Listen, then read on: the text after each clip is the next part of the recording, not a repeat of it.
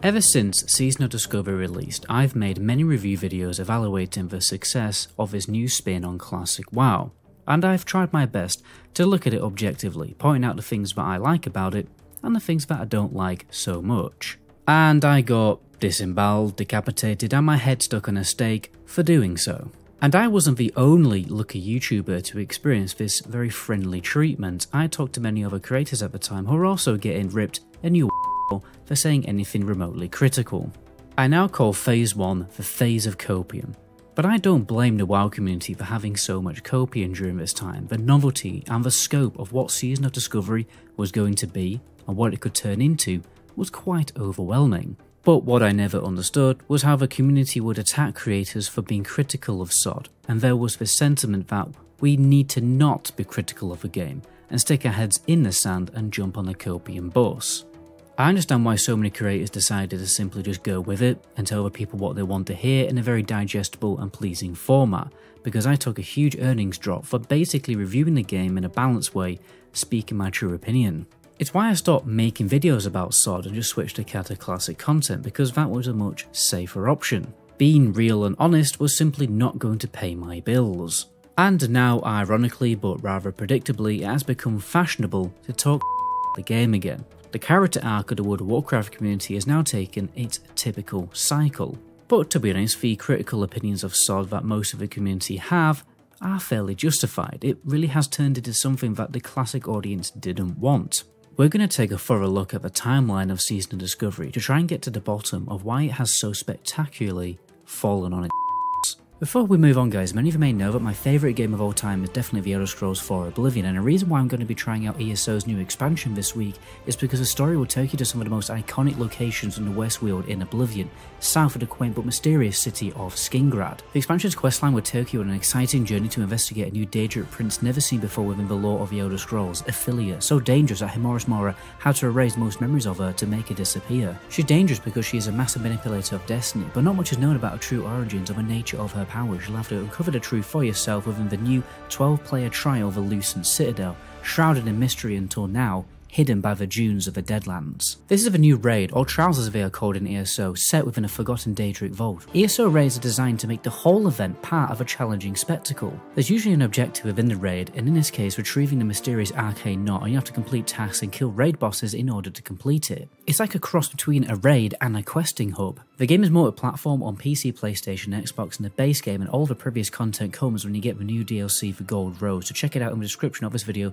if you're looking for a new MMO adventure. Thanks Bethesda for sponsoring this video. I also put out a community post asking you guys why you quit the game, and we're going to have a little look at that at the end of the video.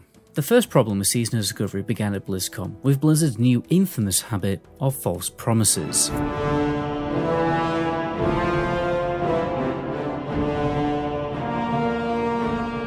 SOD was supposed to launch with new quests, new raids, but realistically it didn't. We got rehashed classic WoW dungeons turned into raids, and although this was really fun, the novelty quickly wore off. And this was very apparent by the loss of numbers on Warcraft logs. And I think the main reason behind this was just how short the raids were. Even average guilds were clearing the raid content in under 20 minutes. At first this was great for the more casual dad gamer audience, but eventually got to a point where there just wasn't anything to do. Blizzard really wanted to resurrect the less appreciated instances from vanilla, and although I respect the incentive behind it, those instances were unappreciated because they just weren't that good. Most people would agree that Shadowfang and Deadmines are the best low-level dungeons in the game, and although I like BFD, I've never jumped off the ceiling for a BFD run. You know, you just go in there and get your wand and never go again. And the new raid was basically just the same as the old BFD with some new bosses and new mechanics. Imagine how much better it would have been if a new BFD was a separate instance, with a new area, totally new bosses, new quests, new lore, and a totally different vibe. Even if it was a revamp of SFK, it would have been better. And I also feel like Nomagon was a bad choice. Imagine if the new raid in Phase 2 was a Scarlet Monastery raid. That's what we really wanted. So to say SOD had new content is a bit of a stretch. But just to play devil's advocate, SOD really was, at heart, an experiment. It's a beta for Classic Plus. Blizzard wanted to test and feel the waters to see if making a true Classic Plus server would be worthwhile. And if we take a little look at the data, I think it definitely is. Phase 1 of SOD equaled a Wrath Classic population in Phase 2 Ulduar, probably the most anticipated raid of Wrath of the Lich King Classic. Imagine if SOD wasn't a lackluster installment of Classic Plus and actually did have new raid content. We were promised new quests also, but what they actually meant was some new class quests, and although the new class quests were great, many people were expecting new quest hubs, areas, and new quest chains like the Missing Diplomat and the Defiance Brotherhood, or at least extending those quest chains. Vanilla has always been about the journey and the world exploration, so a Classic Plus server really needs new open world content. What we got instead was the Ashenvale World PvP event, which could have been amazing, but it was awful, and it never actually functioned properly because it lagged and bugged out. What the game needs is very simply something to do when you're not raiding, and this event definitely didn't fit the bill. However, I actually think that the Blood Moon event did. This is one of the most fun parts of SOD because it developed on one of Vanilla's unique elements that people love, and that's WoW PvP skirmishes. Those moments where you get so irritated about getting ganked by the opposite faction that you form a militia to go and sort out some beef. It was an event that you always saw people making groups for, and you actually still do to this day, and it makes sense. It is a lot of fun. I even enjoyed it as a warlock, and we were one of the weakest PvP classes for that event and always struggled to get groups. But I think we all know what the true killer of Season of Discovery was.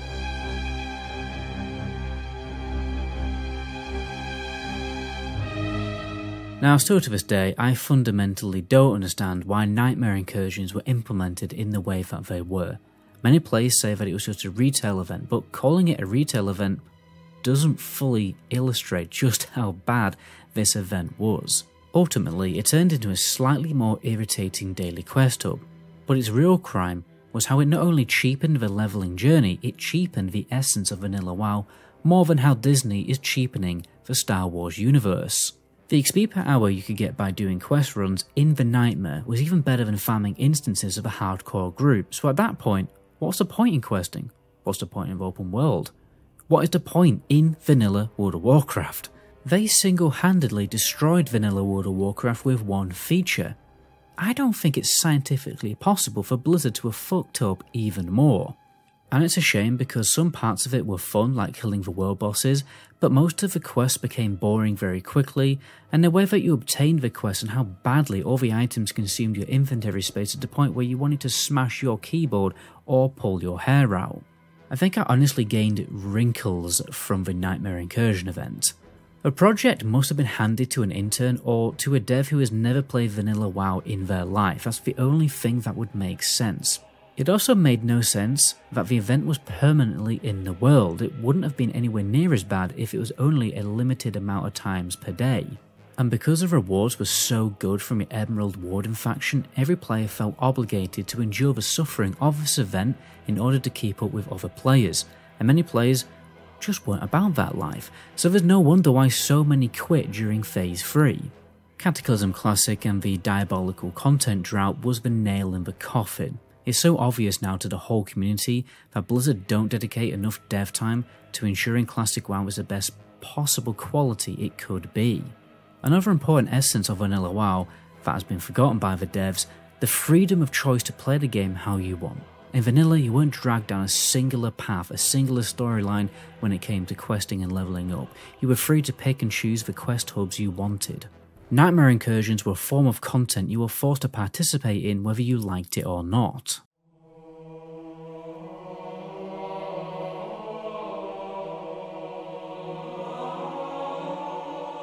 So when all the streamers were streaming SOD at BlizzCon, we were all watching with bated breath. The concept of vanilla classes having new abilities, new playstyles like Warlock, Tank and Mage Healer was very exciting at the time, but class design in SOD got more out of hand than a toddler with an AK-47.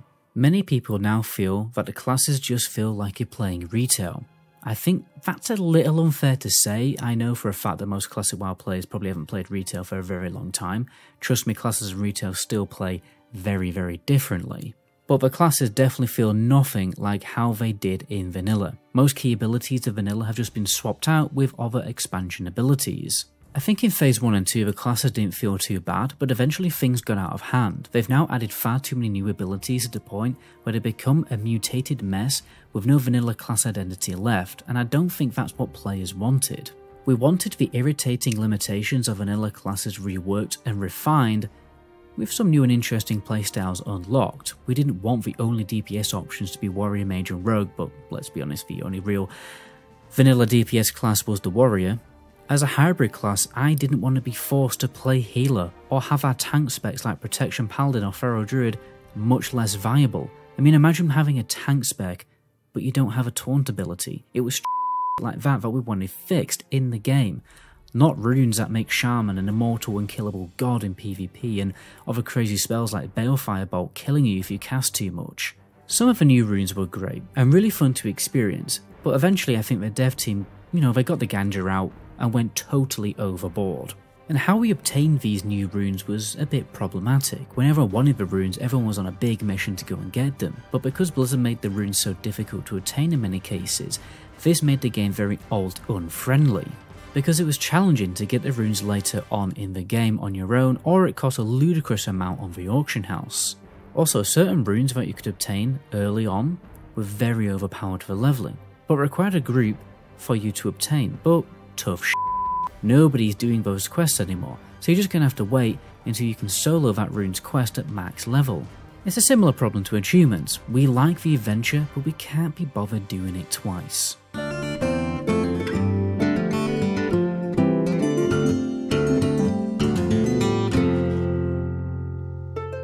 So I made a community post encouraging people to share their thoughts about why they stopped playing SOD, and it really did help. Basically, people mainly said what I've already written down in my script, so it seems like we were all on the same page.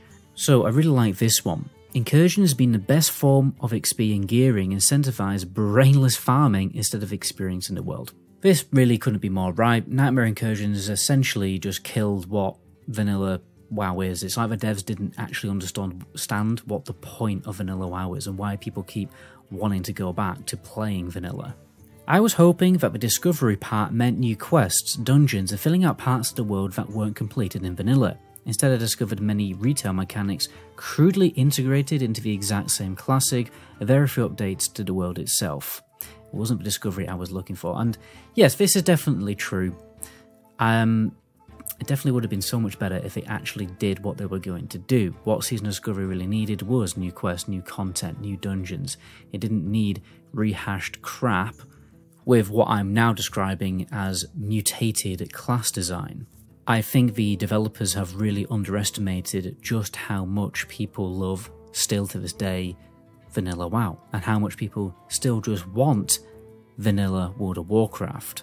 Again, I think what the devs are missing is we wanted a refined version of vanilla, with slight class changes to get rid of those irritating things that we didn't like about vanilla class design, but mainly what people want is something fresh and something new content, new quests, etc, etc. Toxic community, OP runes, class changes that are not needed. The biggest turnoff is changing dungeons into raids.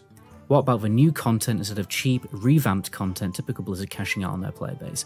Yes, they definitely adapted a kind of mindset with SOD that let's make as much money with as little time. Let's try and get as many people to resubscribe to the game or stay subscribed to the game without really putting in as much development time as we could. And for some reason, the SOD community was definitely very, very toxic. I got a little bit of a section talking about that at the end of the video. I think the main issue is people can't decide what they want it to be. It's like a tug-of-war between classic players and the rest, which ends up somewhere in between where no one really enjoys. So yeah, this is a very good point. There's a lot of people who want a lot of changes and actually probably enjoyed all the class changes, but a lot of people who didn't. We've got the die-hard classic vanilla fans mixed with people who are a bit more open-minded when it comes to liking stuff like Cataclysm, Wrath, and maybe even a little bit of retail. To be fair to Blizzard, this is actually a genuine problem that they do face, is pleasing the community when people have such specific tastes now in the World of Warcraft community for some reason. I mean, the other comment here is the hypocrisy of the classic community, which is also definitely quite true. I think SOD definitely has a little bit of an identity crisis, but if we look at the Phase 1 and 2 numbers, they were absolutely killing it.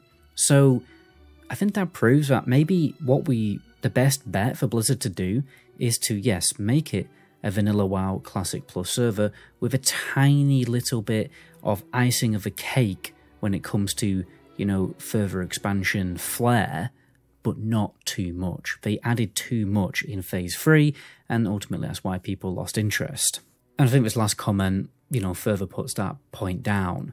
SOD should have been what private servers like Turtle WoW are currently doing. SOD is an example of what we could have been, but slowly turned into everything we hated about current retail. And I see a lot of comments like that. People complaining that Season of Discovery is basically just retail. So what Blizzard have done is they've added a bit too much of retail, and it's really lost that classic WoW audience. So my closing statement I originally had early on in this video, but I thought I would lose a few people because I wanted to be real about what I was going through when making content for SOD. Because honestly guys, I was very close to having an absolute mental breakdown. It felt like I couldn't say anything right without receiving unnecessarily hurtful comments. And it wasn't, you know, constructive criticism or people respectfully communicating a difference of opinion. People were directly attacking the competency of my profession, and I think this is something massively overlooked about being a YouTuber.